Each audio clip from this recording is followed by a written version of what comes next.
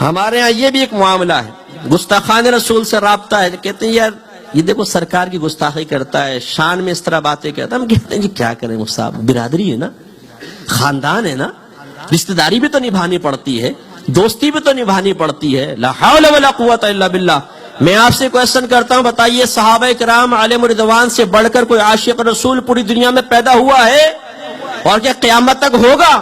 انہوں نے اس امتحان پہ پورا اتر کر دکھایا ہے.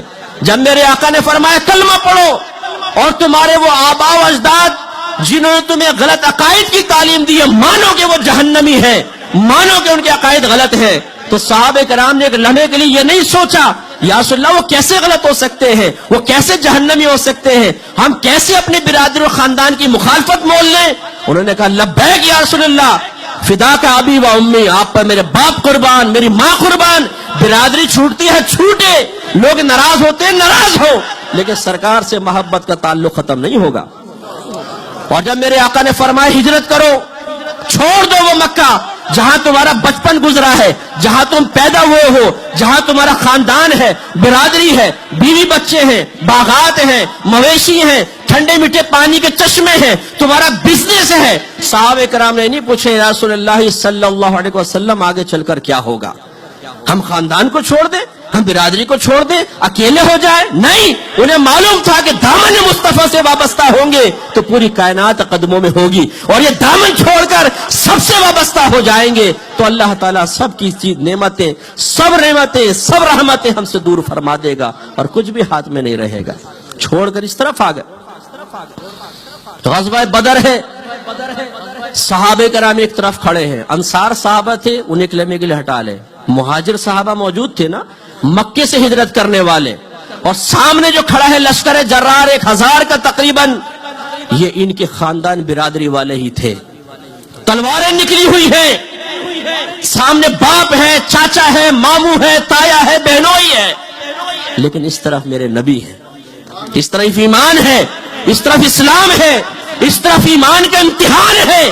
صحابہ کرام علیہ رضوان کے پاؤں میں لرزش پیدا نہیں ہوئی, ہاتھ نہیں کانپے ہیں. اگر باپ پہ ہاتھ اٹھائے تو باپ کی گردن اڑائی ہے, اگر چاچا پہ حملہ کیا ہے تو چاچا ہی گردن اڑا دی. اب اگر محبت ہے تو صرف سرکار کے دامن سے وابستگی کی وجہ سے ہے, ورنہ نہ کوئی ہمارا باپ ہے نہ کوئی ہماری ماں ہے.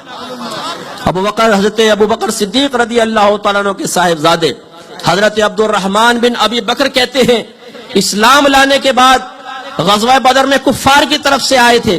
ابا جان کئی مرتبہ ایسا ہوا کہ آپ میری تلوار کے سامنے آئے, لیکن صرف اس لیے تلوار روک لی کہ آپ میرے والد ہیں. صدیق اکبر نے نہیں فرمایا کہ بہت بہت شکریہ بیٹا, بلکہ ارشاد فرمایا کہ خدا کی قسم اگر تو میری تلوار کے سامنے ایک مرتبہ بھی آتا تو تیری گردن اڑانے میں دیر نہ کرتا. اس لیے کہ یہ امتحان ہے ایمان کا. ان کے اندر ایمان تھا, ایمان کی روح نکلی ہوئی ایک لاش نہیں تھی. کہا کہ اگر تم میرے سامنے آ جاتے تو تمہاری گردن اڑا دیتا. غزوہ احد میں جب بہت سارے مسلمان شہید ہوئے ہیں تو عورتیں جب لاشیں لائی گئیں, عورتیں آئی, ایک خاتون آگے بڑھی, کسی نے کہا آپ کے والد کی لاش, کہا کہ ٹھیک ہے لیکن یہ بتاؤ سرکار کیسے ہے. کسی نے کہا یہ آپ کے شوہر کی لاش ہے, کہا کہ ٹھیک ہے یہ بتاؤ سرکار کیسے ہے. کسی نے ایک لاش رکھی سامنے, یہ آپ کے بھائی کی لاش ہے, کہا کہ یہ بھی ٹھیک ہے لیکن یہ بتاؤ میرے سرکار کیسے ہیں. کسی نے بیٹے کی لاش سامنے رکھی, کہا یہ بھی ٹھیک ہے لیکن یہ بتاؤ میرے سرکار کیسے ہیں. کہا کہ خیریت سے وہاں بیٹھے ہیں. فوراً وہاں پہنچی, سرکار کو دیکھا, آنکھیں چھلک گئی, سرکار کا دامن رحمت تھاما اور عرض کیا رسول اللہ جب آپ سلامت ہیں تو خدا کی قسم مجھ پر تمام مصیبتیں آسان ہیں. یہ ہے محبت. حالانکہ وہ تو بھائی وغیرہ سب مومن ہی تھے نا, لیکن سرکار پر ان کو فوقیت. یہاں مومنوں پر سرکار کی محبت کو فوقیت, ان کی طرف توجہ نہیں, ان کا غم نہیں, سرکار کا سلامت رہنے کی خوشی ہے.